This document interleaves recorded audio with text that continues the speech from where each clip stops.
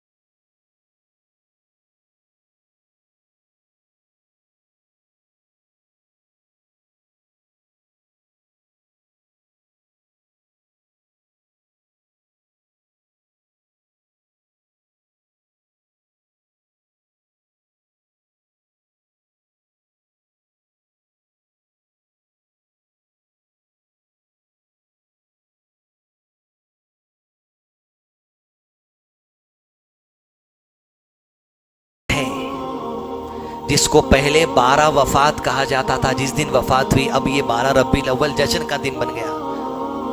تم دیکھتے جاؤ کیا کیا ہوتے جا رہا، تم کرتے جاؤ تم کیا کیا کرتے۔ غم کی لہر، فاطمہ رضی اللہ عنہا کے کلیجے میں غم بھر آیا، کہا جبرائیل ہم تمہیں ہمارے والد کی موت کی خبر دیتے ہیں صلی اللہ علیہ وسلم۔ ارے تم آتے تھے، تمہارا آنا بند ہو جائے گا۔ جس گھر میں جبرائیل آتے تھے وہی لے کر اس کو اطلاع دی جا رہی ہے ہمارے والد کے انتقال کی۔ حضرت عائشہ کو غم بھرایا، خوشی اس بات کی تھی میرے سینے کو ٹیک لگا کہ آپ کی وفات ہوئی۔ اللہ اکبر۔ دنیا جس کے پیچھے ہے وہ نبی اللہ کے نبی صلی اللہ علیہ وسلم حضرت عائشہ کے سینے کو ٹیک لگائے. سبحان اللہ. ابو بکر صدیق کو اطلاع ملی, پلٹ کر دوڑے دوڑے گھر سے آئے, ان کو باندھا. ان کے آنے سے پہلے عمر بن خطاب کو پتا چل گیا کہ وفات ہو گئی. سنتے ہی قبر تلوار نکالی, جو کہہ دے کہ نبی کا انتقال ہو گیا اس تلوار سے گردن اور تن جدا کر دوں گا. جس طرح موسیٰ علیہ السلام کو 40 راتوں کے لیے بلایا گیا, میرے نبی بھی ویسے ہی آئیں گے آئیں گے. ہوش اڑ گیا, ہوش میں نہیں ہے کوئی اپنے. ابو بکر صدیق آئے, اسی لیے امامت کا جو مرتبہ دیا گیا وہیں ان کی فکر, ان کی سوچ, ان کے منج کو بھی آگاہ کر دیا لوگوں کے سامنے کہ اس آدمی کو تھام کے رہنا. ابو بکر صدیق آئے, اللہ کے نبی صلی اللہ علیہ وسلم کے قریب پہنچے اور آپ صلی اللہ علیہ وسلم کے قریب چہرے پر چادر ڈال دی گئی تھی, پیر سیدھے کر کے چادر کو ہٹائے, گھٹنوں کے بل بیٹھے, پیشانی پر بوسہ دے دیا. اللہ اکبر, کیا خوش نصیب ہے جی ابو بکر. پیشانی پر بوسہ دے کر کہا, جو ایک موت نبی صلی اللہ علیہ وسلم کی تقدیر میں لکھ دی گئی تھی وہ آ گئی, اب کوئی دوسری موت آنے والی نہیں ہے. چادر ڈالی, حجرے کے باہر نکلے, عمر سے کہا بیٹھ جائیے بیٹھ جائیے. یہ کیسا ہوش تم نے کھو دیا؟ کیا یہ آیت اللہ کے نبی صلی اللہ علیہ وسلم پر نازل نہیں ہوئی تھی, تمہیں پڑھ کر نہیں سنائی گئی؟ اعوذ باللہ من الشیطان الرجیم. وما محمد الا رسول قد خلت من قبله الرسل افئن مات او قتل انقلبتم على اعقابكم ومن ينقلب على عقبيه فلن يضر الله شيئا وسيجزي الله الشاكرين. محمد صلی اللہ علیہ وسلم تمہارے نبی ہیں, اور ان سے پہلے جتنے آئے وہ نبی بھی انسان تھے, محمد بھی انسان ہے. ان سب کو موت آئی, انہیں بھی موت آئے گی, اور جب انہیں موت آ گئی کیا دین چھوڑ دو گے؟ جب آیت پڑھ کر سنائی تو ہوش میں عمر بن خطاب کہ ہم تو دین ہی چھوڑ دیے تھے, یہاں کہ ہم ہوش کھو دیے تھے, دین کے منہج کو بھلا دیے تھے ہم.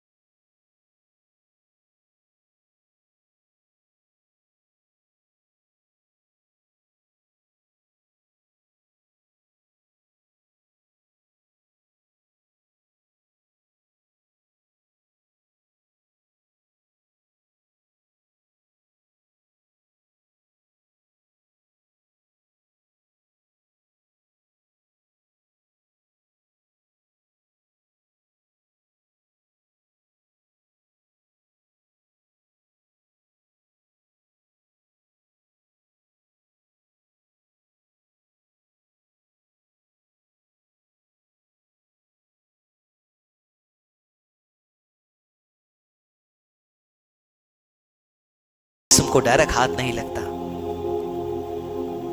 اور آپ صلی اللہ علیہ وسلم کے لیے 3 یمنی چادروں میں کفن دیا گیا جس میں خمیص اور پگڑی نہیں تھی. غسل کے بعد اللہ کے نبی صلی اللہ علیہ وسلم کے جسم اتھر کو جنازے کو لا کر رکھ دیا گیا. صلاۃ الجنازہ کا آغاز ہوا. نبی صلی اللہ علیہ وسلم کی نماز جنازہ کی امامت کسی نے نہیں کی, ہر صحابی الگ الگ نماز پڑھتے گئے. اور کیا ان کو موقع ملا, ایک ایک مردوں میں سے صحابی جاتا نماز پڑھتا تھا, نماز پڑھتا تھا, نماز پڑھتا تھا. مرد پڑھنے کے بعد عورتوں سے کہا گیا تم نماز جنازہ پڑھو, ایک ایک عورت جاتے نماز پڑھ, انفرادی الگ الگ نماز جنازہ پڑھتے. اللہ اکبر. عورتیں ہٹنے کے بعد بچوں کو بھیجایا گیا نماز جنازہ پڑھ کے. اللہ اکبر. وہ بچے کون جی؟ وہ خود بچپن کے صحابہ. اللہ اکبر. بچے جا کے نماز جنازہ پڑھ کے آئے، غلاموں سے کہا گیا تم جا کے نماز جنازہ پڑھ کر، انفرادی نماز جنازہ ہوئی، کوئی جو سے امامت کا نماز جنازہ نہیں ہوئی۔ اس کے بعد بدھ کی شب تھی، چار شنبے کی شب، غالباً 12 ربیع الاول کو تو وفات ہوئی، اور اللہ کے نبی صلی اللہ علیہ وسلم کے جسم اطہر کو قبر میں اتارا گیا۔ کہاں پر؟ انبیاء کی جہاں وفات ہوتی ہے وہیں دفن کیا جاتا ہے۔ حضرت عائشہ کے حجرے میں وفات ہوئی، حجرے میں دفن کیا گیا، اور اسی حجرے میں ابو بکر صدیق نے قبر مانگ لی، اسی حجرے میں حضرت عائشہ حضرت عمر نے قبر مانگ لی، اسی حجرے میں قبر کی جگہ ہے عیسیٰ بن مریم علیہ السلام آئیں گے، انتقالوں کا وہاں دفن کیا جائے گا انہیں مدینے میں۔ تدفین عمل میں آئی۔ حضرت انس اللہ کے نبی صلی اللہ علیہ وسلم پر مٹھی ڈالنے والوں میں شامل تھے۔ مٹھی ڈال کے جب گھر کی طرف پلٹے، حضرت فاطمہ نے پوچھا، درد اور غم اور تکلیف دیکھیے، محبت اور عقیدت دیکھیے۔ فاطمہ نے پوچھا، انس کیا تمہیں اللہ کے نبی صلی اللہ علیہ وسلم کے جسم پر مٹھی ڈالتے وقت غم نہیں ہوا؟ تمہیں کس کے جسم پر مٹھی ڈال رہے ہیں، تمہارے دل کو کیا ملال نہیں ہوا؟ حضرت انس کہتے ہیں، اللہ اکبر، انداز صحابہ کا، کہتے ابھی مٹھی ہو رہی تھی، مٹھی ڈالی جا رہی تھی، مٹھی ڈلی نہیں تھی۔ اللہ کے نبی صلی اللہ علیہ وسلم کی جدائی کی وجہ سے، آپ کی دوری کی وجہ سے ہمارے دلوں کی کیفیت بدلنا شروع ہو گئی۔ اللہ اکبر، دنیا داری کی محبت ایسا دکھ رہا، اللہ کے نبی صلی اللہ علیہ وسلم کی جدائی ہم سے گئی، وہ دینی جذبہ کیا کم ہو رہا ہم سے، یہ محسوس ہونا شروع ہو گیا۔ اللہ اکبر، خبر اللہ کے نبی صلی اللہ علیہ وسلم کی بنا دی گئی۔ گھر کی طرف صحابہ کرام پہنچے، غم کا عالم۔ بعض صحابہ نے اشعار لکھے، اس میں اشعار کہنے والی اللہ کے نبی صلی اللہ علیہ وسلم کی پھوپھی حضرت صفیہ رضی اللہ عنہا تھی۔ اللہ اکبر، کیا اشعار، کیا جملہ ان لوگوں کے لیے جو کہتے ہیں کہ میلاد ایسے مناؤ، فلاں مناؤ، فلاں مناؤ۔ اب میں کچھ نہیں بول رہا ہوں، آپ کو یہ سن لو، آپ عقل مند ہے تو سمجھ جاؤ، یہ ربیع الاول کا دن ہے جو ہو رہا تھا۔ حضرت صفیہ لکھتی ہیں، آپ ہماری امیدوں کا مرکز تھے، اللہ کے نبی صلی اللہ علیہ وسلم، بڑی امیدیں آپ سے تھی، بڑے کریم آپ تھے، بڑے رحیم آپ تھے، بڑے شفیق آپ تھے۔ آپ کی جدائی آج سن لے ہر وہ حضرت صفیہ کا قول، آپ کا شعر، وہ منج کہا حضرت صفیہ نے آخری اپنے شعر کے جملے میں، آج جو رونا چاہتا ہے آج کا رونے کا دن ہے۔ اللہ اکبر، وہ ظالم ارے احنق نشبندی جو یہ کہتا ہے سوائے ابلیس کے سبھی خوشیاں منا رہے، تو نے حضرت صفیہ پہ تہمت لگا دی۔ حضرت صفیہ نے، یعنی تفسیر قرطبی میں علماء نے لکھا، حضرت صفیہ نے اپنے شعر میں لکھا، رونے والا آج رو لے، رونے کا دن ہے۔ جہاں رو رہے تھے لوگ تو کہتا ہے رونے والا ابلیس ہے، حضرت صفیہ پہ تہمت لگا دی ہے۔ احمد نقشبندی ہو، پیلی ٹوپی والا ہو، بریلوی ہو، ہری ٹوپی والا ہو، فلاں ہو، جو میلاد منانے کے نام پر، یہ خوشیاں منانے کے نام پر امت کو گمراہ کر رہے، قبر سے عذاب شروع ہوگا، تم کو یاد رکھو، اس عذاب قبر سے بچو۔ اسی لیے کہ انسان کے گناہوں کی سزا قبر کے مرنے سے شروع ہو جاتی ہے۔ اب بھی آ جاؤ میرے پیلی ہری ٹوپی والے بھائیوں، اے احمد نقشبندی سمجھ جا، تیری اوقات حضرت صفیہ کے شعر کے سامنے مٹھی کی بھی نہیں ہے،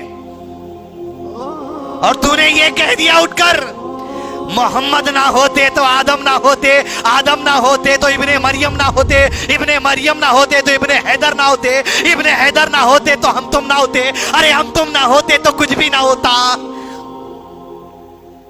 ارے سب کچھ کن سے ہے فیکون، وجود میں آ جاتی ہے چیز۔